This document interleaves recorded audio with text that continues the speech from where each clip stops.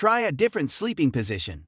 If sleeping on your back is your preferred method of sleeping, you may have to get comfortable another way. When you sleep on your back, it causes the base of your tongue to relax against the back of your throat, which causes the snoring vibration in your sleep. One strange way to stop yourself from rolling on your back in the middle of the night is to fix tennis balls on your back. Alternatively, if you elevate your head by 4 inches, it prevents your tongue from sliding back into your throat.